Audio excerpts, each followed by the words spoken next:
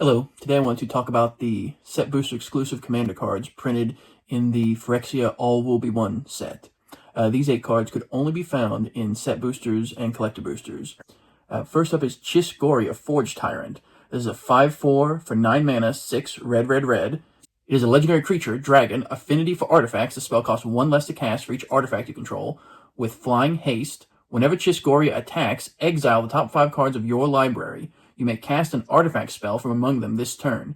If you do, it has affinity for artifacts.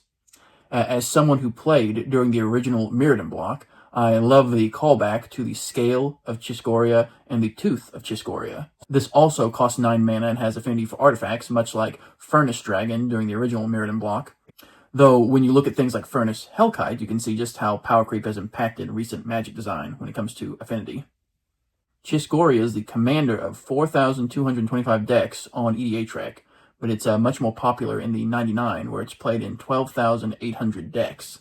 It's a $2 card, played in 45% of Imskir Iron Eater decks and 38% of Slowbad Iron Golem decks. A commander with an attack trigger opens you up to running infinite combat combos with Sword of Feast and Famine and Aggravated Assault. Worth noting that Chiss-Goria's attack trigger is not a May ability, so it's technically not going to be infinite combat steps. You're going to run out of cards eventually. The goal is to take your opponents out before you deck yourself. Having card advantage and the ability to cheat mana cost stapled onto a commander is always going to be a strong option. The fact that it has affinity can help with your commander attacks, which means that ideally you'll never be paying more than red, red, red for your commander. Up next is Lux Artillery. It's an artifact for 4 mana. Whenever you cast an artifact spell, it gains Sunburst. It enters with a +1/+1 counter on it for each color of mana spent to cast it. At the beginning of your end step, if there are 30 or more counters among artifacts and creatures you control, this artifact deals 10 damage to each opponent. This is a nice callback to Lux Cannon from the Scars of Mirrodin block. WotC would later revisit a similar design space with Solar Array. Worth noting that each instance of Sunburst works separately, so if you have both Lux Artillery and Solar Array in play, the next artifact creature you cast using mana from the Solar Array enters with 2 +1/+1 counters on it for each color of mana spent to cast it. Lux Artillery is a 50-cent card played in 24,800 decks on EDHREC. It's played in 72% of In-Spirit flagship vessel decks and 58% of Kilo Apogee Mine decks, which is partially due to the fact that Lux Artillery got a reprint in the Edge of Eternity's commander deck. It's also played in 39% of Urtet Remnant of Mimnarch decks, which we'll discuss more later. It's only played in 10% of Ramos Dragon Engine decks, which is surprising since it's part of a 3-card combo.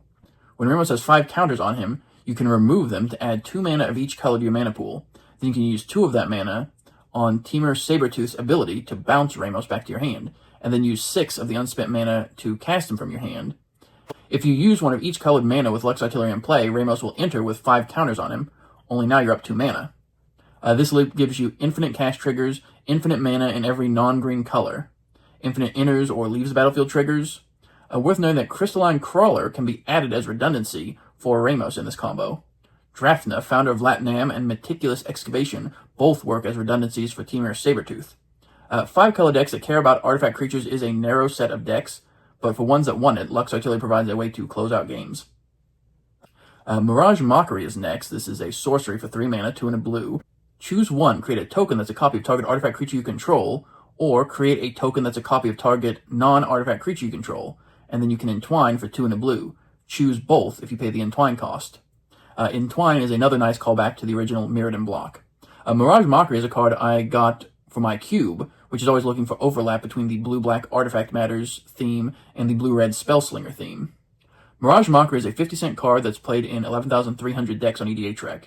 It's really popular in decks that care about copying your commander with a powerful dice trigger. It's played in 54% of Kairi, the Swirling Sky decks, 43% of Kiga, the Tide Star decks, and 43% of Hitotsugu and Kairi decks. Mirage Mockery is also one of many 2-card infinite combos with either Dualcaster Mage or Naru Meha Master Wizard. Comparing Mirage Mockery to similar cards, Quasi-Duplicate is played in 38,800 decks on EDHREC. March of Progress is played in 27,700 decks.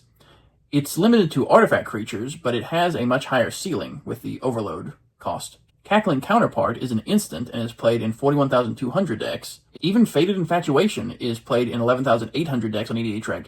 It's played in 500 more decks than Mirage Mockery. Now granted, Faded Infatuation is an instant, but it has a much more restrictive mana cost. Commander decks running any of these creature copying spells should consider giving Mirage Mockery a try. Monumental Corruption is next. It is 5 mana, 3 black for a sorcery. Target player draws X cards and loses X life, where X is the number of artifacts you control. This is a very simple 50-cent card played in 15,300 decks on EDHREC. Played in 34% of Ashnod Flesh Merchant decks and 13% of Jan Jansen Chaos Crafter decks. I take issue with the fact that this isn't called Corrupt Pact or something similar. Every other card which has target player draw X cards and lose X life has Pact in the name, except for this one. It's frustrating. Damnable Pact is a 50-cent card played in 39,500 decks, which requires you to generate lots of mana. Eldritch Pact is another 50-cent card played in 8,800 decks, which works best in a deck with lots of mill and self-mill effects.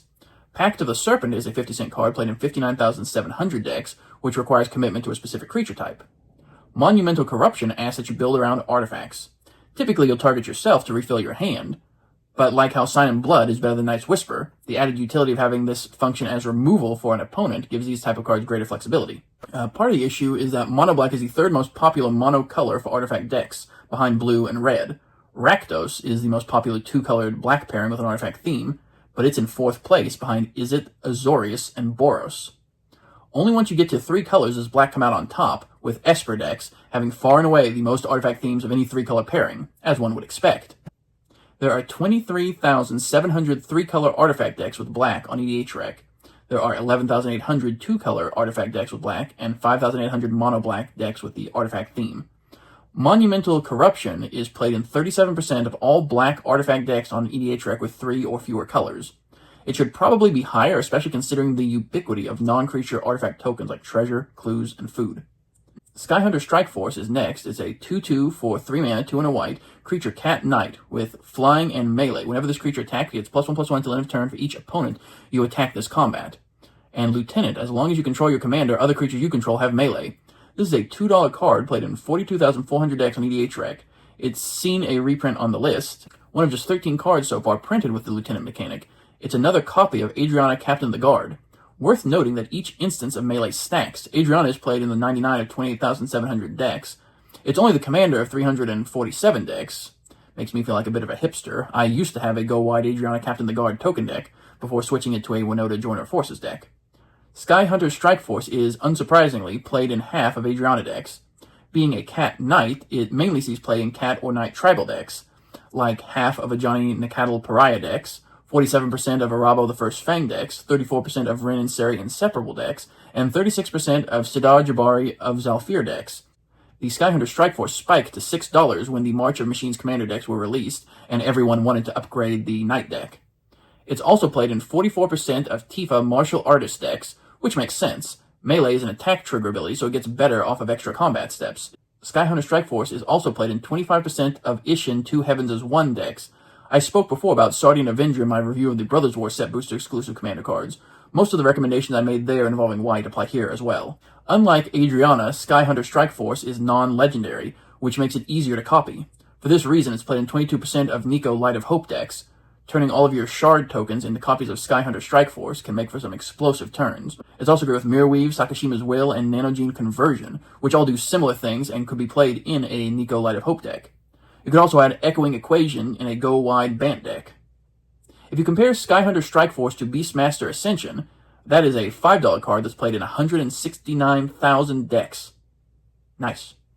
Now, a permanent +5/+5 is better than a +3/+3 on attack, but the fact that the Strike Force is a creature, which is easier to copy, and the melee ability is an attack trigger, which can stack with multiple combats, makes it better than Beastmaster's Ascension in some builds. Synthesis Pod is next. It's an artifact for 4 mana, 3 and a Phyrexian Blue hybrid mana, with the ability pay 1 and a Phyrexian Blue mana tap, exile a spell you control. Target opponent reveals a card from the top of their library until they reveal a card with mana value equal to 1 plus the exiled spell's mana value. Exile that card, then that player shuffles. You may cast that exiled card without paying its mana cost. This feels like it should be a red card. It makes me think of Wand of Wonder, which lets you cast your opponent's random instant and sorcery spells. The obvious comparison and homage is Birthing Pod, which is a $10 card that's played in 65,800 decks on EDHREC. That has you sacrifice a creature to search for a creature with a mana value that's 1 greater and put it onto the battlefield. You can only do it at a sorcery speed, though, so there's no sacrificing a blocked attacker or a chump blocker. You can't sack a creature in response to it being targeted for removal. Synthesis Pod is a 50-cent card which is played in 5,200 decks on EDHREC. It can be activated at instant speed. It gives all of your spells this weird utility against counter magic. Would you counter an opponent's spell if it meant they could just pay 1 mana and 2 life to cast a random, more expensive spell from your deck without paying its mana cost?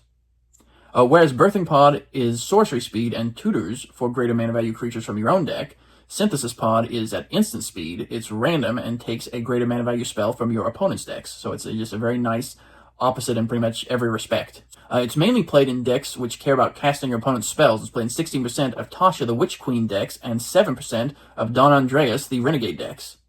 Ulalek Fused Atrocity is the 19th most played commander on EDHREC with 21,700 decks. Synthesis Pod is currently only played in one of these decks. Shout out to Toxic Slime on Moxfield. Eldrazi are known for their high mana value spells and cast triggers, which you still get even if the spell gets countered or exiled. Imagine evoking a Null Drifter for just 3 mana, then exiling it with Synthesis Pod.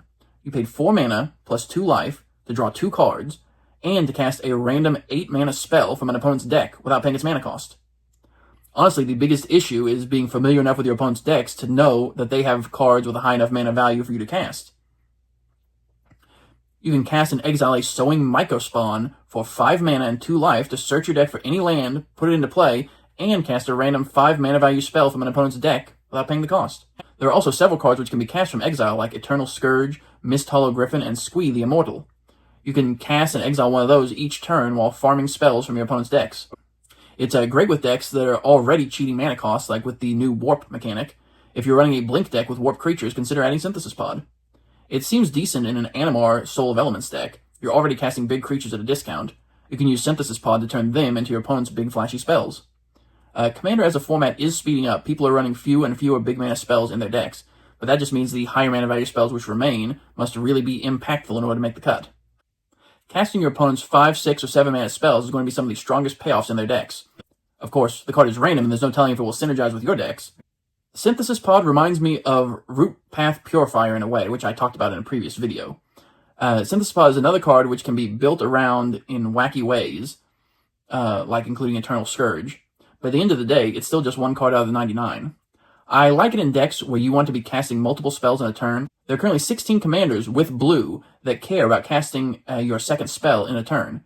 Synthesis Pod would be a good inclusion in any of those. It is played in 6% of Saruman of many color decks, for example.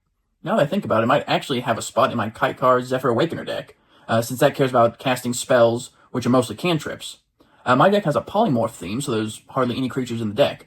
Synthesis Pod is another way to potentially play one of your opponent's creatures in a deck which is running very few of their own creatures. I wouldn't try to build your deck around Synthesis Pod, but if you're already cheating the cost of big spells you cast, or benefit merely by casting spells without necessarily needing them to resolve, then Synthesis Pod can offer these decks a lot of additional utility to their deck's overall game plan. The randomness factor can be an issue for some, but for more casual tables, this can lead to lots of memorable games. Just make sure you don't forget to give back the cards after the game. Tangleweave Armor is next. It's 4 mana, 2 green for an artifact equipment, living weapon. When this equipment enters, create a 0/0 black Phyrexian Germ creature token, then attach this to it. Equipped creature gets +X/+X, where X is the greatest mana value among your commanders. Equip cost 4. Living Weapon is a nice callback to New Phyrexia. This is a 50-cent card which is played in 7,200 decks on EDHREC. Much like the card cycle of set booster exclusive commander cards from Midnight Hunt, which I spoke about in a previous video, this card rewards players for having a commander with a high mana value. Worth noting that the wording on Tangleweave Armor is more modern and all-encompassing. Previous versions of this effect only cared if your commander was in the command zone or on the battlefield. So if my opponent casts Stinging Study and I bounce their commander to their hand in response, they could either opt to put the card into the command zone to draw the cards, or let it go back to their hand and not draw the cards, since their commander was neither in the command zone or on the battlefield. With Tangleweave Armor, bouncing their commander to their hand won't remove the power boost granted by the equipment. Majestic Genesis from 2022 is the last time we saw the old wording about commanders on the battlefield or in the command zone. So I think it's safe to say that we're using the new wording for Tangleweave Armor moving forward, as evidenced by the fact that Cactus Preserve would later copy this new wording. As you might expect, it's highly played in decks where the commander has a high mana value. It's played in 52% of Galta Primal Hunger decks, 39% of the Pride of Hullclade decks, and 19% of Thrasta Tempest Roar decks. It's also played in 7% of Storvald Frost Giant Jarl decks, which seems really fun since it can give your 0/0 germ token a base power and toughness of 7/7, on top of the boost granted by the equipment itself.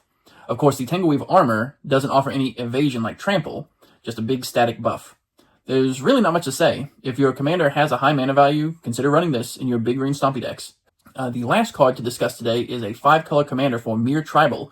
Urtet, Remnant of Memnarch, is a 2/2 for 3 mana, legendary artifact creature Myr. Whenever you cast a Myr spell, create a 1/1 colorless Myr artifact creature token. At the beginning of combat on your turn, untap each Myr you control. And then Wooburg, white, blue, black, red, green, tap. Put 3 +1/+1 counters on each Myr you control. Activate only during your turn. Notably, this can be done at instant speed, but it has to be done on your turn. Urtet is a $3 card and is the commander of 15,000 decks on EDHREC. Urtet is currently ranked as the 71st most popular commander on EDHREC. It's the second most popular set booster exclusive commander, right behind Go Shintai of Life's Origin, which is number 54 with 16,800 decks. Myr are one of those creature types which you really don't see outside of a return to Mirrodin/Phyrexia, so the opportunities to upgrade this deck with new Myr cards are less than it would be for more universal creature types like goblins or elves, which tend to show up most places. This makes it feel like the deck sort of builds itself, where everyone is running the same few Myr cards. Of course, any set which introduces new artifact synergies can have cards which find their way into an Urtet deck. It works well with the new station mechanic, since you can tap down your Myr creatures to station a spaceship or planet, then untap them at the beginning of combat. Simic Ascendancy is only played in 12% of Urtet decks, which feels too low. It's an easy alternate win con. It's worth knowing that Lorwyn Eclipsed is going to give us new changelings, like Mutable Explorer, which I talked about in a previous video. So now might be the time to brew an Urtet deck before we get some new changeling cards. But that's it. Those are the set booster exclusive cards from Phyrexia All Be One. There were a couple of new legends to build around, which both care about artifacts. Skyhunter Strike Force is underrated in aggro decks, especially when compared to similar cards like Beastmaster Ascension. Less than half of artifact decks with black on EDHREC are running Monumental Corruption, which feels too low. Synthesis Pod was the most interesting of these cards for me. I dismissed it initially, but it feels like it would add a lot of spice to any deck which cares about casting multiple spells a turn, or can benefit in other ways from casting spells. Value-wise, these cards were pretty underwhelming. Most have sat at around 50 cents since they were released in February of 2023. Urtet was the only pricey one. It sold for $20 when the Phyrexia set boosters first came out. A couple of months later, the card was worth less than $5, and today it sells for $3, for an 85% decrease. But thank you very much for listening. I hope this video was informative to you. Are you planning to pick up any of these cards for your decks? I might have to pick up Skyhunter Strike Force for Winota Joiner of Forces, and Synthesis Pod to try out in Kaikar Zephyr Awakener. Let me know what cards you plan to try out in the comments below. Be sure to like and subscribe so you never miss a video. Thank you for watching, and take care. Bye.